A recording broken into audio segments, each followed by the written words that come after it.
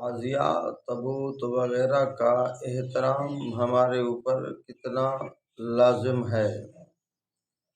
تو آئیے میرے بھائیوں، ہمیں ان چیزوں کا احترام کرنا چاہیے جن چیزوں کا احترام رسول خدا صلی اللہ علیہ وآلہ وسلم کی لسان اور زبان مبارک سے ہمیں حکم ملا ہے۔ تو رسول خدا صلی اللہ علیہ وآلہ وسلم نے ہمیں یہ سبق دیا ہے کہ جن جن چیزوں کا اور جن جن ہستیوں کا ہم نے احترام کرنا ہے تو رسول خدا صلی اللہ علیہ وآلہ وسلم نے ہمیں بتا دیا ہے۔ تو کتنا ہم نے احترام کرنا ہے، کن کن ہستیوں کا احترام کرنا ہے، کن کن لوگوں کا احترام کرنا ہے، تو آئیے ہم رسول خدا صلی اللہ علیہ وآلہ وسلم کے دروازے پہ جائیے اور ان سے رہنمائی لے کر ہمیں عزت اور احترام کی راہ پر چلنا چاہیے۔ تو میرے بھائیوں، یہ جو محرم الحرام کے اندر ہو رہا ہے، اس کے احترام اور یہ جو چیزیں ہو رہی ہیں، ان کا ثبوت ہمیں کہاں سے ملتا ہے؟ اگر اس کا ثبوت ہمیں قرآن سے ملتا ہے تو پھر تو ٹھیک ہے، رسول خدا صلی اللہ علیہ وآلہ وسلم کے فرمان سے ملتا ہے تو پھر بھی ٹھیک ہے۔ اگر صحابہ کرام، اہل بیت کرام، ان کے قول اور فعل سے ملتا ہے تو پھر بھی ٹھیک ہے۔ اگر قرآن بھی حکم نہیں دیتا، رسول اللہ صلی اللہ علیہ وسلم بھی حکم نہیں دیتے، صحابہ اور اہل بیت جن چیزوں سے نفرت کرتے ہیں تو ہمیں بھی ان سے نفرت کرنی چاہیے۔ تو آئیے میرے بھائیوں، میں ایک واقعہ آپ کے سامنے رکھنا چاہتا ہوں۔ یہ واقعہ مولانا ارشاد صاحب دارالعلوم کبیر والا کے جو محتمم صاحب ہیں ان سے میں نے سنا ہے، وہ یہ واقعہ سنا رہے تھے۔ وہ فرماتے ہیں کہ ایک مرتبہ، ایک زمانہ تھا، ایک وقت تھا، اس وقت، اس دور کے اندر کچھ لوگ تھے جنہوں نے تبرکات بنائے ہوئے تھے، اور وہ تبرکات سال کے اندر ایک دن ان کا مقرر تھا۔ وہ تبرکات لے کر گلی کوچوں اور بڑے بڑے بازاروں میں گھومتے تھے اور لوگ ان کو نذرانے وغیرہ دیا کرتے تھے۔ تو وہ ان کا یہ جلوس جو تھا، یہ اتنا اس کو شہرت ملی کہ یہ چلتے چلتے شاہی دربار تک پہنچ گیا۔ شاہی دربار تک یہ پہنچتا ہے تو عوام الناس، وہ بھی جہاں سے جلوس گزرتا ہے وہ اٹھ کھڑے ہوتے ہیں ان کے احترام میں، اور ان کو نذرانے وغیرہ بھی دیتے ہیں۔ چادر وغیرہ انہوں نے بہت بڑی جو ہے وہ اپنے ہاتھوں میں لی ہوتی ہے، تو لوگ اس کے اندر نذرانے وغیرہ ڈال رہے ہوتے ہیں۔ چلتے چلتے یہ ان کا معاملہ، یہ ان کا جلوس وغیرہ شاہی محل تک بھی پہنچ گیا، حتیٰ کہ وزراء اور بادشاہ یہ بھی ان تبرکات کا احترام کیا کرتے تھے اور نذرانے بھی ان لوگوں کو دیا کرتے تھے۔ تو وقت گزرتا گیا تو وہاں ایک بستی تھی یا محلہ وغیرہ تھا، وہاں کے لوگوں میں سے ایک شخص جو تھا وہ عالم دین بن گیا، قرآن کو جاننے والا، رسول اللہ صلی اللہ علیہ وآلہ وسلم کے فرمان کو جاننے والے بنے۔ قرآن کا علم اور رسول اللہ صلی اللہ علیہ وسلم کی احادیث مبارک کا علم حاصل کیا تو ان کے ہاں حلقہ لگتا تھا، لوگ آتے تھے، مسائل پوچھتے تھے، قرآن اور حدیث کا درس ہوتا تھا، تو وہاں حلقہ لگا ہوتا تھا، لوگ قرآن اور حدیث کے مسائل پوچھ رہے ہوتے تھے، وہاں ان سے فیض یاب ہو رہے تھے، قرآن حدیث کی بات ہوتی تھی۔ تو ایک مرتبہ انہوں نے اپنا حلقہ لگایا ہوا تھا، تو اور وہ اپنا تبرکات جو بنائے ہوئے تھے وہ لے کر وہاں سے گزرے۔ جب وہاں سے گزرنے لگے تو اس عالم دین نے فرمایا کہ ہم میں سے کسی نے بھی یہاں سے نہیں ہلنا، کسی نے بھی یہاں سے نہیں اٹھنا، ہم نے یہاں جمے رہنا ہے، بیٹھے رہنا ہے۔ یہاں قرآن کی بات ہو رہی ہے اور رسول اللہ صلی اللہ علیہ وآلہ وسلم کی بات ہو رہی ہے۔ تو جب یہ قافلہ وہاں سے گزرنے لگا تو یہ سب حضرات جو تھے یہ جوں کہ تو بیٹھے رہے۔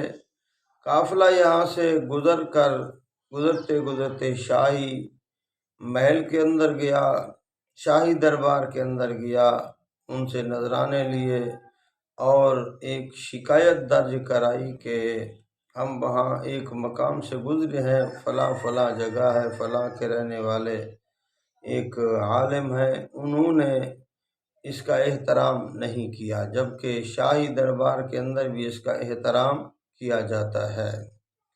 تو بادشاہ نے اپنے دربان وغیرہ کو بھیجا، اس عالم دین کو بلایا گیا اور وہاں بہت بڑا مجمع تھا، اور یہ لوگ جو تھے اپنا وہ بھی وہاں پہنچ گئے کہ آج دیکھتے ہیں شاہی دربار کے اندر اس مولوی کا کیا ہوتا ہے، اس عالم دین کا کیا ہوتا ہے۔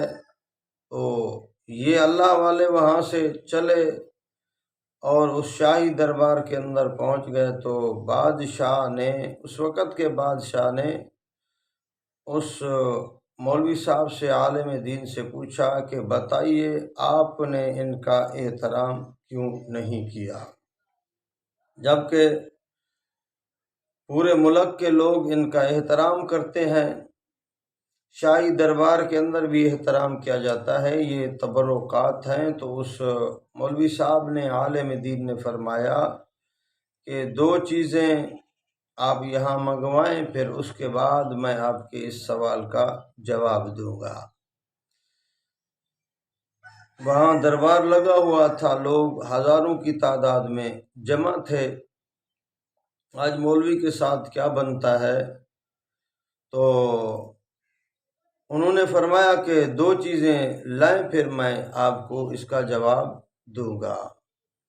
تو بادشاہ کہنے لگا وہ دو چیزیں کون سی ہیں؟ تو مولوی صاحب نے فرمایا کہ آپ ایک نسخہ قرآن مجید کا لائیں اور ایک نسخہ بخاری شریف کا لائیں۔ تو قرآن شریف بھی لایا گیا اور بخاری شریف کا نسخہ بھی لایا گیا۔ دربار لگا ہوا تھا تو اس کو آ کر ٹیبل میز کے اوپر رکھ دیا۔ تو اس کے بعد مولوی صاحب کہنے لگے اب بتائیے آپ کا کیا سوال ہے؟ تو وہ بادشاہ صاحب کہنے لگے کہ آپ نے ان تبرکات کا احترام کیوں نہیں کیا؟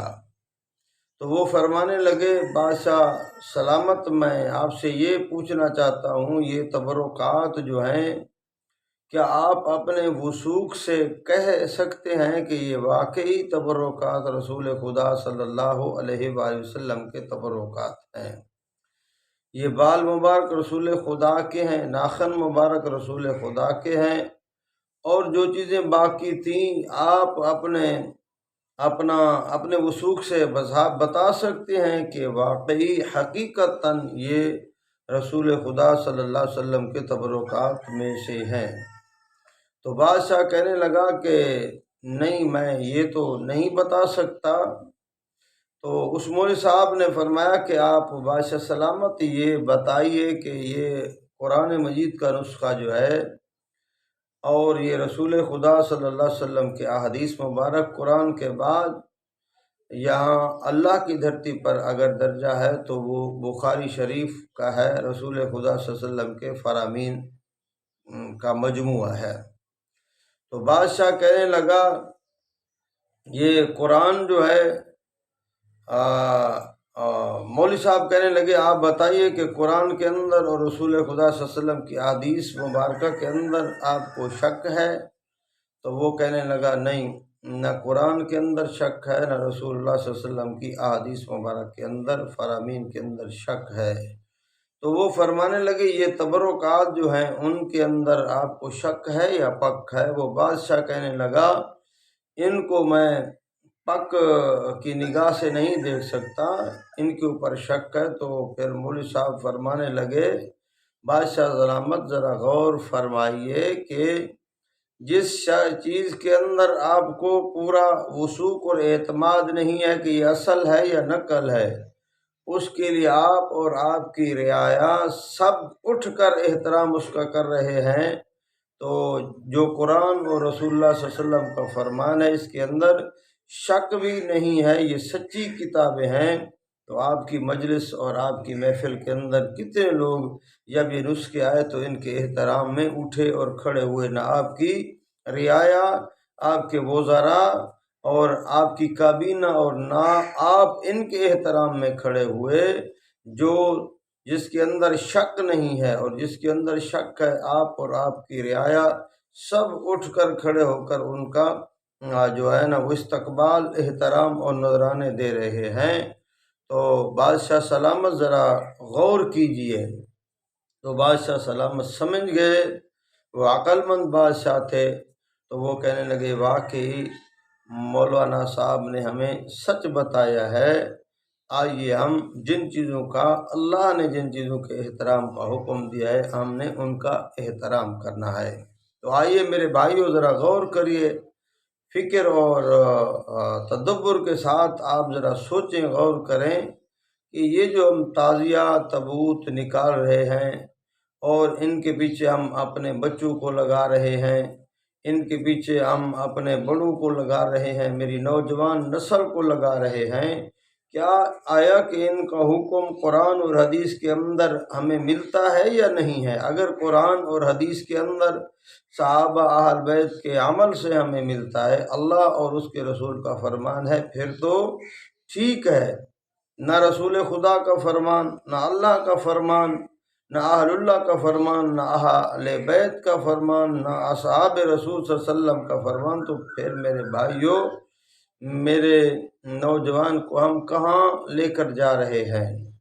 میرے نوجوان نے تو اپنی جبین کو اللہ کے دربار میں جھکانا تھا، اس کی انگ انگ سے نماز کی خوشبو آنی تھی، تو بجائے ہم نماز کے نبی کی امت کو کس چیز پہ لگا رہے ہیں؟ اس میرے نوجوان نے، میرے بوڑھے نے، میرے مسلمان میرے بھائی نے قرآن پڑھنا تھا تو ہم اسے قصیدے کے اوپر لگا رہے ہیں۔ قرآن سے دور ہو رہا ہے، قصیدے کے قریب ہو رہا ہے، نماز سے دور ہو رہا ہے، اور ایسی محبت جتلائی جا رہی ہے جس سے لوگ نماز سے عاری ہو رہے ہیں، قرآن سے عاری ہو رہے ہیں۔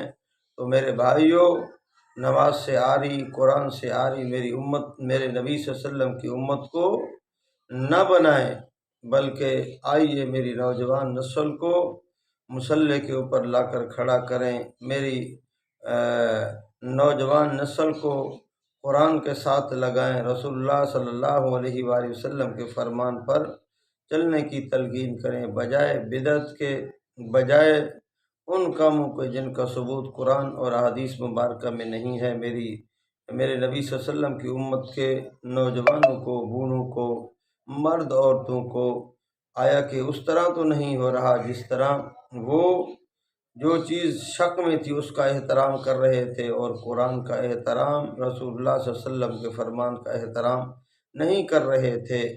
کاش کہ ہمیں بھی اس بادشاہ محترم کی طرح ہمیں بھی بات سمجھ آ جائے، تاکہ ہم رسول خدا اور اللہ کے حکموں کی اطاعت کریں، تاکہ اللہ ہمیں دنیا اور آخرت کی سرخروئی اور کامیابی عطا فرمائے۔